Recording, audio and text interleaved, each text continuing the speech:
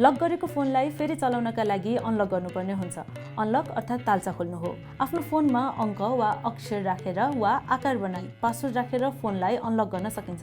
कुनै स्मार्टफोनहरूमा आफ्नो औँलाको छाप राखेर वा आफ्नो अनुहार देखाएर पनि मोबाइल फोनलाई अनलक गर्ने बनाउन सकिन्छ। पासवर्ड या औँलाको छाप जस्ता अनलक गर्ने प्रक्रियाहरू राख्यौँ भने अरूले सजिलैसँग हाम्रो फोनलाई खोल्न सक्दैनन् अनि आफ्नो फोनलाई अनलक गर्ने प्रक्रियाको बारेमा अरूलाई नभनेको नै बेस। हामीले हाम्रो मोबाइल फोनलाई विभिन्न कार्यका लागि प्रयोग गर्छौँ, जस्तै आफ्नो फोटो भिडियोहरू राख्नका लागि, आफ्नो ब्याङ्क खाताको जानकारी तथा आफ्नो व्यक्तिगत विवरणहरूलाई सञ्चय गरेर राख्नका लागि प्रयोग गर्दछौँ। कुनै दिन यी भिडियोहरू यी जानकारीहरू हरायो भने या हाम्रो फोनबाट उड्यो भने हामीलाई एकदमै तनाव पनि पर्न सक्छ। यो तनावबाट बच्नका लागि र आफ्नो फोनमा रहेका फोटो भिडियो तथा अन्य जानकारीहरूलाई हराउनबाट बचाउनका लागि तथा अन्य व्यक्तिहरूलाई अनाधिकृत रूपमा पहुँच प्राप्त गर्नबाट रोक्नका लागि आफूले फोन नचलाएको समयमा फोनलाई लक गर्ने बानी बसाल्नुपर्छ।